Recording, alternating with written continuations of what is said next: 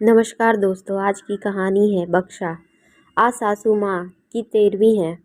मेहमानों के बीच उदासी ओढ़कर नकली आंसू बहाते हुए बहू रीमा अब ऊब गई थी। एक ननद को छोड़कर बाकी सभी मेहमान जा चुके थे।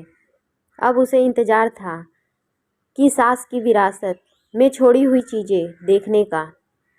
उनकी बक्से की चाबी की जानकारी केवल शीला को ही थी।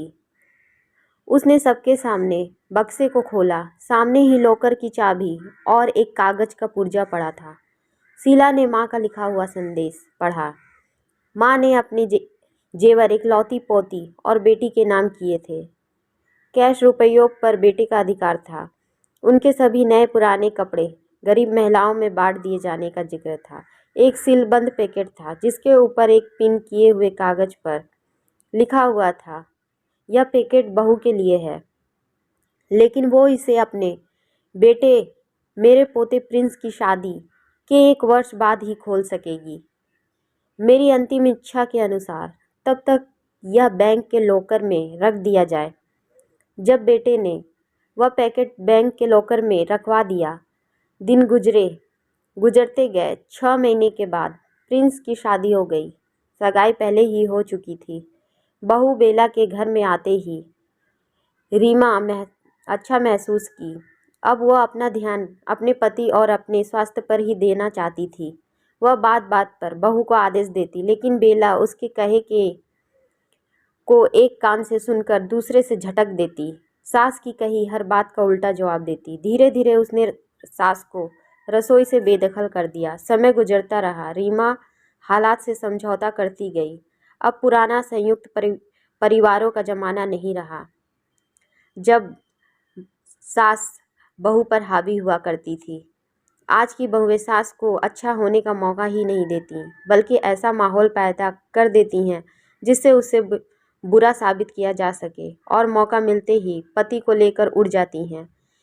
गई सदी के इतिहास के वे पन्ने जब सास बहू पर हावी हुआ करती थी, आज की बहुओं ने फाड़ कर फेंक दिए हैं। सास कितनी भी पढ़ी लिखी और समझदार हो, लेकिन बहू स्वतंत्र ही रहना चाहती है और इसके लिए जाल बुनती ही रहती है, और सास के नाम ही परिवार की सूची से मिटा देना चाहती है। उसने भी तो यही किया था ना, अपनी सास कल्पना के साथ। वो पढ़ी लिखी सुलझे विचारों की महिला थी और अपनी पुराने विचारों की सास से मिले हुए कष्टों को भूलकर रीमा को हर तरह की सुविधाएं, सहयोग और प्यार देकर सास के नाम पर मनहूस धब्बे को हमेशा के लिए मिटाकर नया इतिहास रचना चाहती थी। लेकिन रीमा क्षण भर भी खुशी ना दे सकी थी। आज उसे सास की बहुत याद आ रही थी। तभी सामने लगे कैलेंडर पर उसकी निगाह पड़ गई। 2 दिन बाद ही बेटे बहू की शादी की पहली वर्षगांठ है।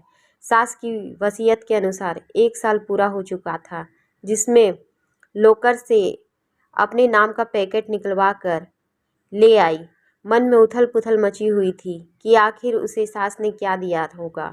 बेटे बहू के इधर उधर होते ही उसने वो पैकेट खोल दिया। अंदर सास के तह किए हुए लगभग 1 दर्जन पुराने रुमाल थे और एक दूसरा पैकेट भी था। देखकर अचानक उसकी आंखें एक सवाल लिए सिकुड़ गई। साथ ही पिन किए हुए कागज पर लिखे शब्द पढ़ने लगी।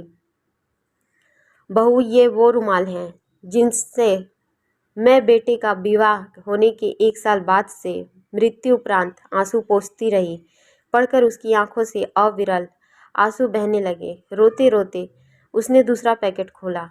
उसमें उतने ही बिल्कुल नए रुमाल थे और वैसा ही कागज का टुकड़ा पिन किया हुआ था। उसे कहीं से सास की आवाज़ सुनाई दी, बहू रो रही हो ना? ये रुमाल तुम्हें अपनी अंतिम सांस तक आंसू पोंछने के काम आएंगे। और उसने एक रुमाल उठाकर अपने आंसू पोंछ लिए। तो दोस्तों, कहानी पसंद आई हो तो वीडियो को लाइक करें, चैनल को सब्सक्राइब करें। कहानी सुनने के लिए बहुत धन्यवाद।